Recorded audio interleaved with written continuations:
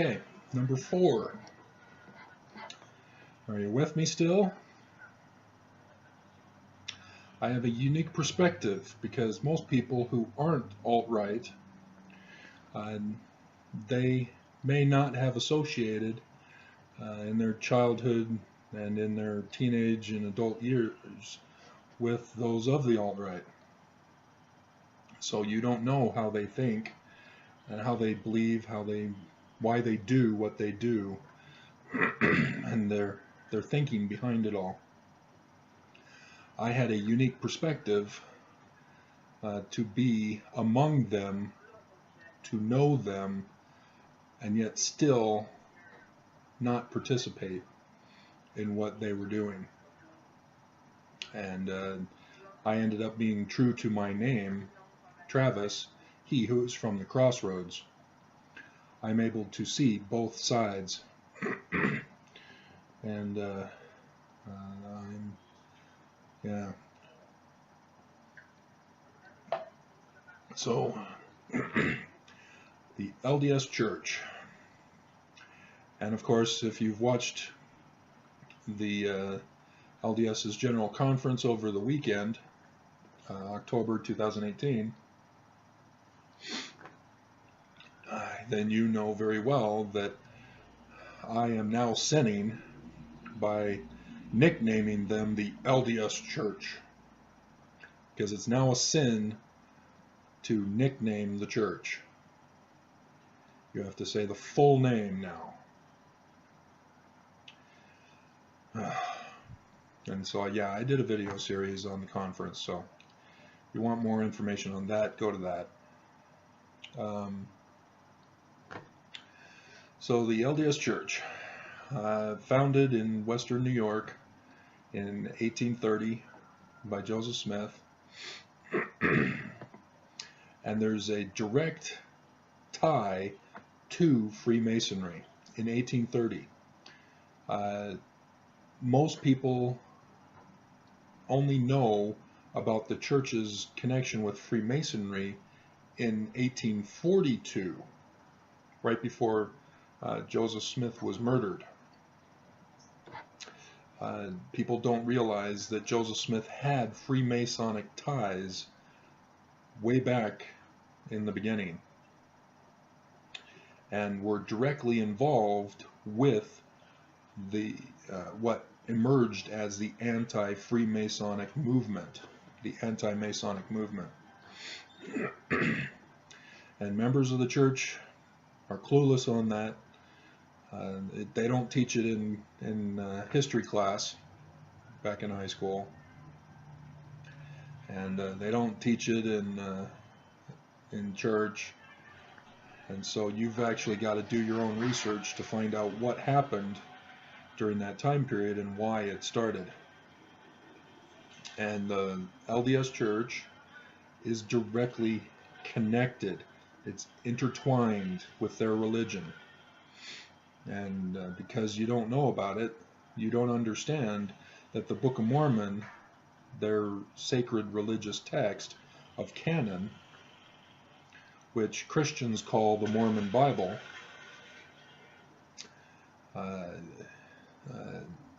has Freemasonic coding within its pages.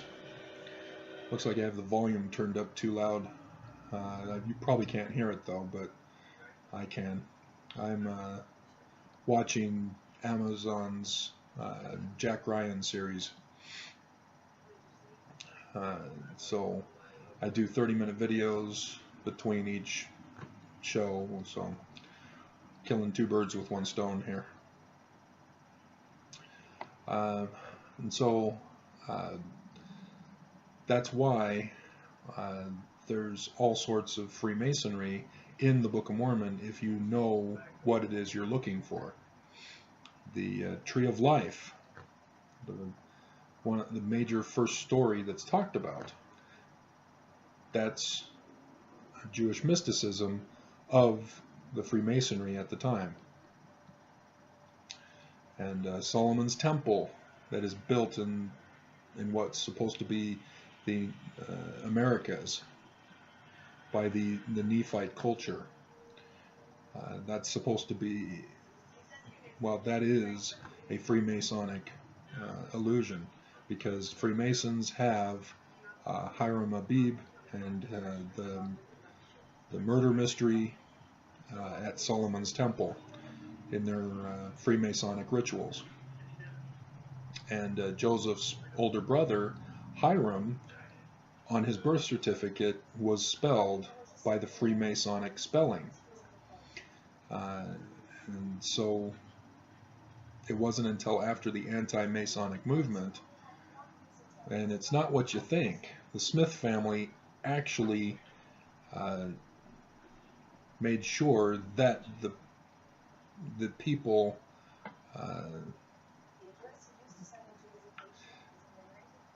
the Smith family were pro-Masons, but they were anti infiltration into the Masonic order. And yeah, you'd have to understand the whole movement and why it started, because I've explained it in other videos and books and posts on my website. So that's a different story, but that has to do with the threat, which is the threat of alt-right conservatism. They didn't call it that back then. That's a whole new name. The whole concept of alt-right and conservatism and liberalism, that wasn't around back then either. It was Thomas Jefferson who formed the first political party, the Democratic Republicans, after George Washington ended his terms as president. And Thomas Jefferson is the one who introduced the division in our nation, so that people could join different parties and tribes to contend against each other for supremacy in the government. And that's what I'm leading up to with all of this. That's what the red alert is for, is to warn about alt-right conservatism, because that is the threat. They don't see themselves as the threat. They see themselves as protecting people from a threat, not fully grasping that they are the threat, at least on the lower levels. But the Brighamite Mormons are one of the many splinter groups that happened after Joseph Smith was murdered. And Brigham Young is the one responsible for turning the religion into a Freemasonic order. The temple, the magic underwear with the square and compass marks on them, all Freemasonic. And so you have Brigham Young taking his group to what is now the Utah Valley. When he first moved here in 1847, and that's when Utah celebrates Pioneer Day on July 27th, or no, that was when Joseph Smith was murdered. The 24th of July is when they came to the valley, and that's when they have their celebration, and it's a holiday in Utah. Brigham Young became the king and religious leader of what he called the land of Deseret. And I don't think Mormons today understand that. They just see him as a religious leader because the government has come in and squashed government power from the church. So the church and religion are separated, but not really, because Mormons still dominate Utah. And so they control all of the leaders in government. They make sure that the government only puts forth laws that the church approves of, because if they don't, the church then comes out and tells the members, vote no against this law that's coming out. So like with marijuana, they were able to get it on the ballot this year, but the church is already putting out a campaign, vote no, because the church paid for studies by Mormon-influenced scientists, if you want to call them scientists, and so they rigged their studies to conform to the Mormon agenda, and thus they come out and say, no, marijuana is bad even as medicine. So people with seizures, no, marijuana bad. And so the church is going all out since Trump took office to go on their anti-gay agenda, anti-marijuana agenda, pro-religious rights over other rights agenda. They supported the Colorado baker who denied baking a cake for a gay couple's wedding. And they did a friend of the court letter to the court in Colorado, which means they have influence on the court justice in Colorado, because that's how you become a friend of the court. And so, yeah, that, as you can tell, Mormons have this alt-right conservative thinking. And my parents, being born and raised in the LDS Church, my mom specifically had the alt-right thinking, and that's how she was able to convert my father, who was Democrat, to the alt-right thinking, because she utilized the religious beliefs to turn him.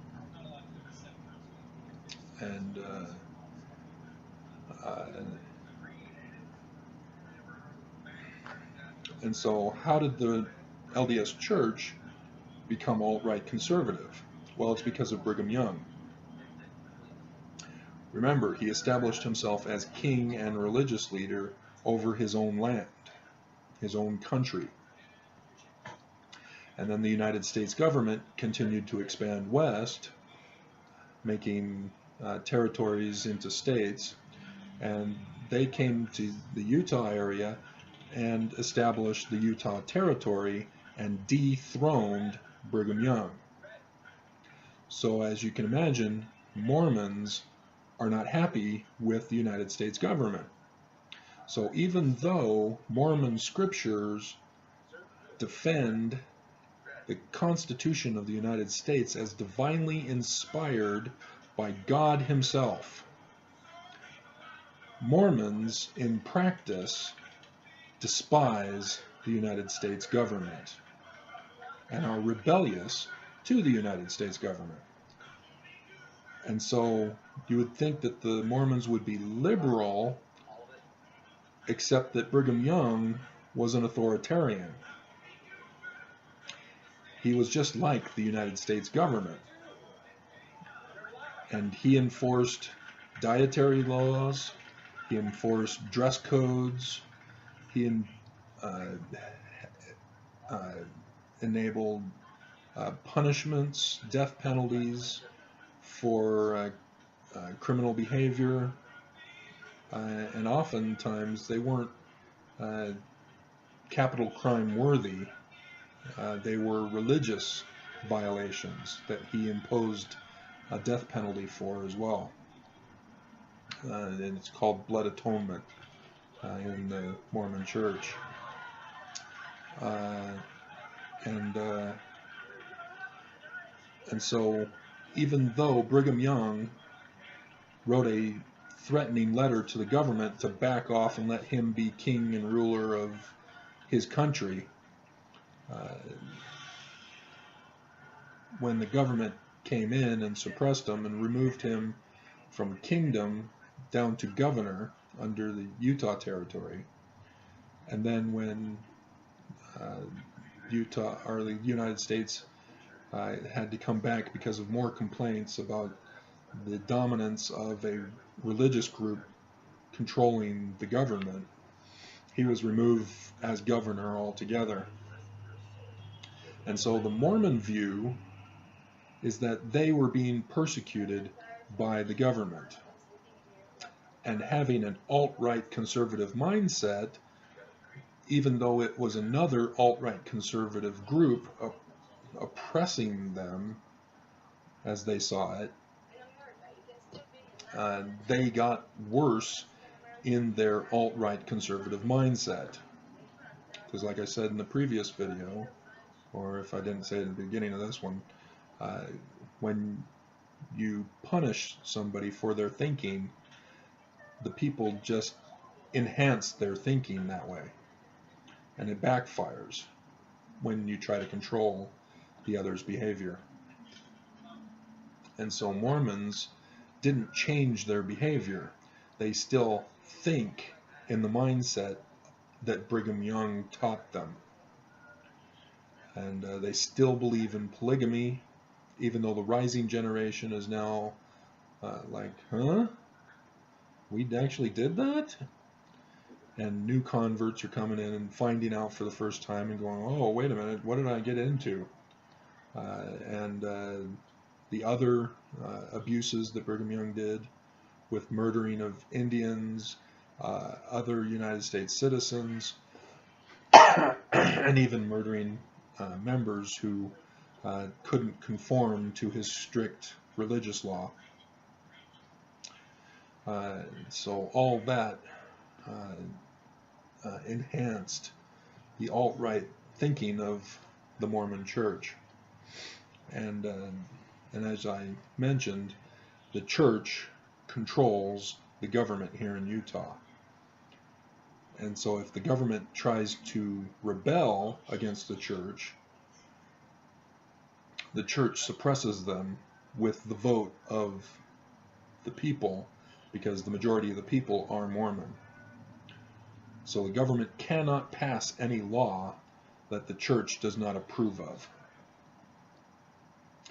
And that is extremely dangerous, to have an alt-right majority religion of the people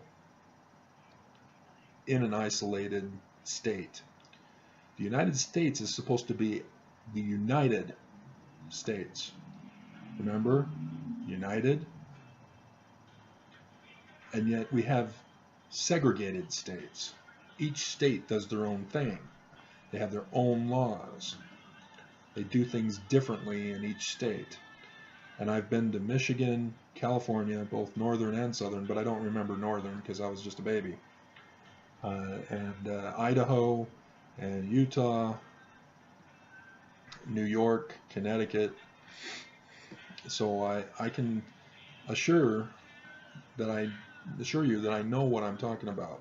There are different laws in each state, and when you go to a different state, you don't know if what used to be legal is now illegal.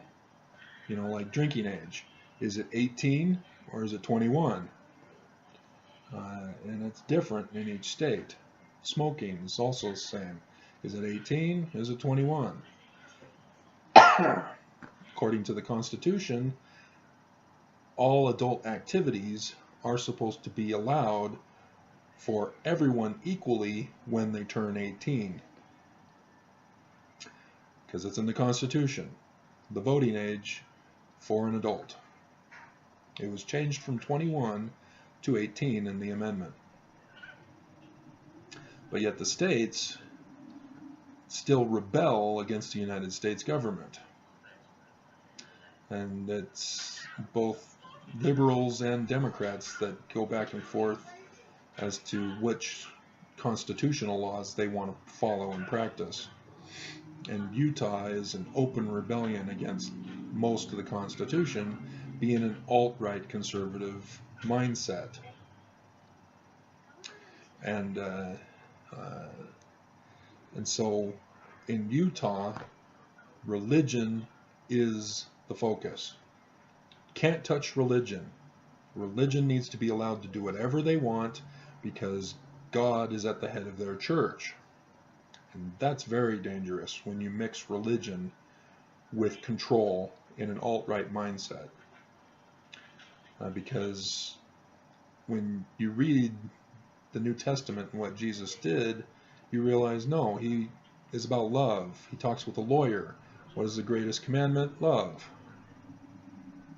And yet, alt-right religions are able to twist things around. So when Sessions defends locking babies in cages, he uses a passage in the Bible to justify his position. And it's the famous slavery one that you heard about, where slaves need to submit to their masters. And so alt-right conservatives, when they get power, they see themselves as the masters, and everybody under them are the slaves. They are to serve them. They are to follow them, do whatever they want, do whatever they say. And you get the phrase, do as I say, not as I do, that emerges from the alt-right conservatives. Because they are allowed to do it, but nobody else is if it challenges them. And that's a key distinction. You know, they are okay with it for other people unless it affects them directly. And then they're like, nope, can't do it, you're going too far. So there's some confusion in the minds of people if they don't understand the alt-right thinking.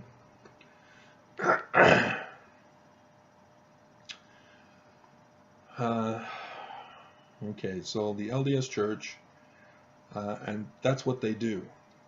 They took the Book of Mormon, and Brigham Young used it where Joseph Smith used it to try to inform the white elite that, hey, American Indians that we're oppressing and pushing westward because of our expansion, and the blacks who we've enslaved, they are human too, and they need to be treated like whites because we all originated from the same ancestors. That's what the Book of Mormon is trying to mediate between.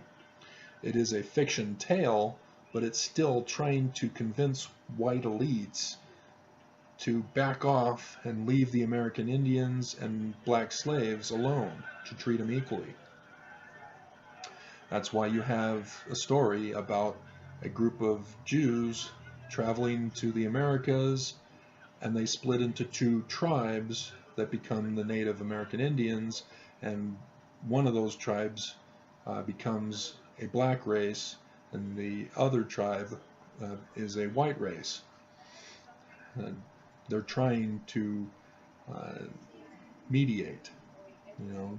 But Brigham Young took that Book of Mormon theme of equality and instead turned it to be racist. He's the one who you can read in his conference talks about how blacks cannot have the priesthood in the religion because they are black, and goes into other racist comments talking about the nose. It's different than the white man's nose, and therefore they must be treated as animals and slaves, subhuman. And that's what the alt-right thinking does. They do physical features, because DNA, like I mentioned in a previous video, less than 0.2% difference in our DNA. We are of the same race. We are humans, all of us. And thus, all of us need to be treated equally. And unfortunately, because certain groups get persecuted, they rise up with the hardcore thinking of wanting freedom.